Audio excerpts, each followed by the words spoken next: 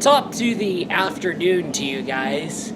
So a plane is flying in the sky across and over our heads. Anyway, so welcome to a YouTube video on my YouTube channel. How's it going? I feel like wanting to devour some udon noodles. Alright, oh hey, hello neighbor. Oh, you're flipping me off? Well then, if you want me to fuck right off, then do you have any idea where you get udon? Oh, you're gonna ignore me and still be in the food. Well, just so you know, I have an extra loaf of bread, and your house is gonna be the #1 hot spot for pigeons. Just keep it going. We gotta go. The guy's got a stereo system. He's gonna blast copyrighted music. Turns out the guy was blasting Kevin McLeod's music. And Kevin McLeod's music is under Creative Commons. So, I was craving udon noodles, so I figured I'd go to justonecookbook.com to look for easy Japanese recipes involving udon noodles. So I figured out that there was a recipe that combines curry with udon noodles, and surprise, surprise, hey, you know what, I figured I'd make this. So, and that's how I came up with curry udon for me to eat for the video. Let's go ahead and talk about franchises I touched on the past. So my first franchise I touched on was the Mortal Kombat franchise. So I played Mortal Kombat 1, it was in a pizza place. So yeah, I was playing the arcade version.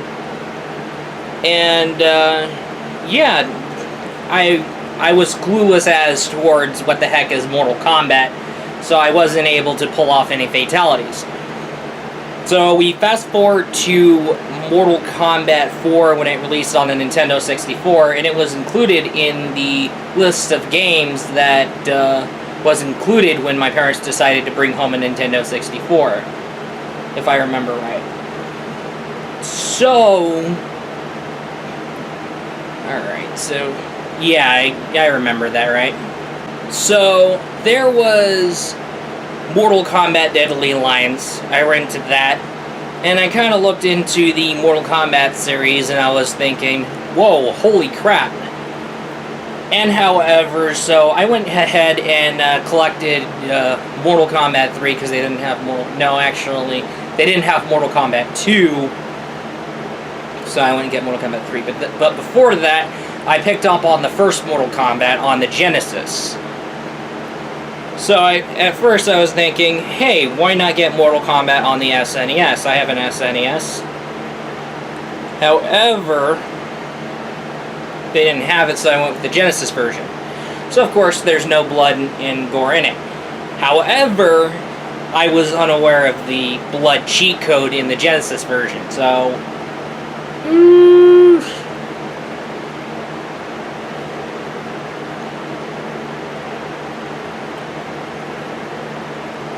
So, Mortal Kombat 2 was the toughest to find out of them, so... Okay, so I completed my Mortal Kombat collection. So MK1, MK2, MK3, and then there was MK4, which I had on the N64. And then I remember renting Mortal Kombat Mythology Sub-Zero after trying it at my cousin's house. So, let me get some noodles out of this. Much of a pain in the butt. Ah!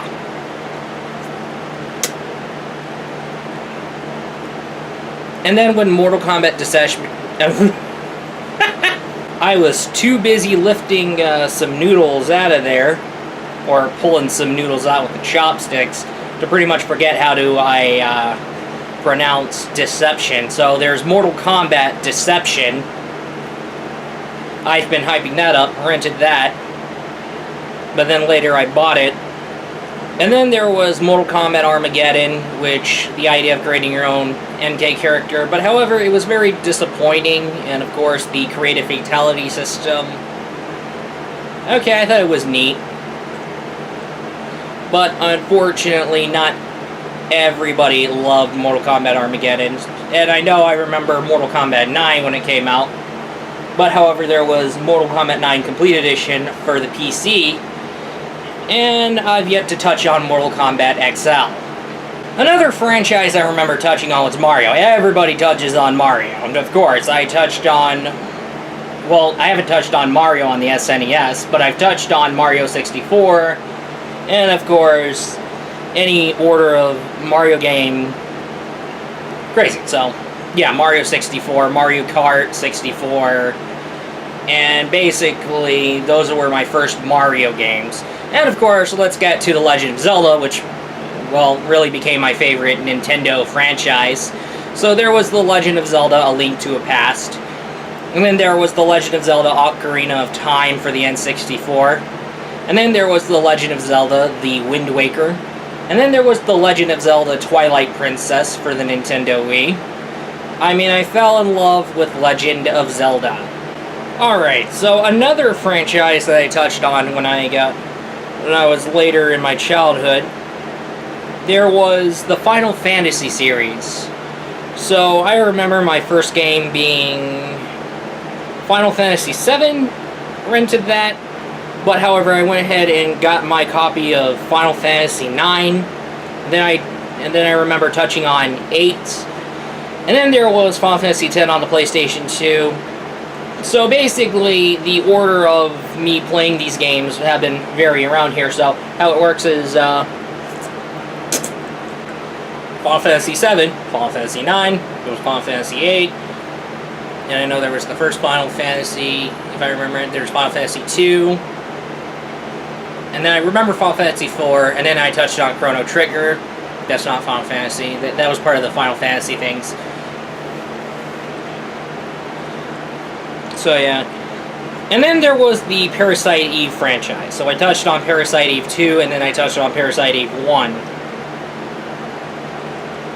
And however, I fell in love with the Parasite Eve series, so I decided to go ahead and get both Parasite Eve 1 and Parasite Eve 2. So, there was Street Fighter that I touched on, there was Tekken I touched on, and then there was Soul Calibur that I touched on. I think Soul Calibur 2 was my first game, but then again, I think it was Soul Blade that could be my first game. I've been touching on games without knowing what it was when I was a kid, so not easy. But however, I did touch on House of the Dead, and I loved the shit out of House of the Dead. Nothing's more fun than shooting zombies with a light gun. I was almost blabbering for a second there. But, yeah, I did touch on the House of the Dead. So there was the House of the Dead 1. I played on the arcades. Then there was the House of the Dead 2, which I touched on. And then I went and go ahead and got a Dreamcast just to get House of the Dead 2. So there was House of the Dead 2. Finally got my hands on House of the Dead 1. But however, before I got my hands on House of the Dead 1, I finally decided, oh hey, there's House of the Dead 3 on Xbox. Go ahead and get that when I was playing on my sister's Xbox. And then there was the House of the Dead 4, which I was playing on arcades because, well, around that time it never came out on PlayStation 3 until like 2012. When I hear about House of the Dead 4 coming to the PS3 with PlayStation Move support, I was like, yay, it's finally happening! And then I touched on Typing of the Dead Overkill. Speaking of which, I gotta get my own Xbox original because I'm starting to collect Panzer Dragoon games. And of course, Panzer Dragoon Orta is included in the original Xbox. Not only that, but Otogi Myth of Demons. That was a game by From Software, the creators of the Dark Souls series, and of course Demon Souls and Bloodborne. So, yeah.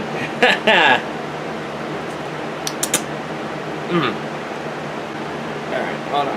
Ah! Another franchise I remembered, and yeah, there's the King of Fighters. I played that when I was a kid. And then there was the Resident Evil series, which I kind of started buying later. So basically I was like trying it out. But, crap, I forgot. What was it again? Was it, oh yes, Castlevania. There was Castlevania 4, there was Castlevania Bloodlines, there was Castlevania Symphony of the Night, there was... There was Castlevania Lament of Innocence, I rented that. And, yeah. Now, that's all the Castlevania games I played when I was a kid. There was Quake, there was Doom, there was Hexen, but I only played like the first installments until I touched on them later. No, actually I touched on Doom 3 when it was hot and it was like ported to the Xbox. Alright, so yeah, that's all I can remember for franchises I touched on when I was a kid. But hey, that's all, and I'll be looking forward to you in the next video.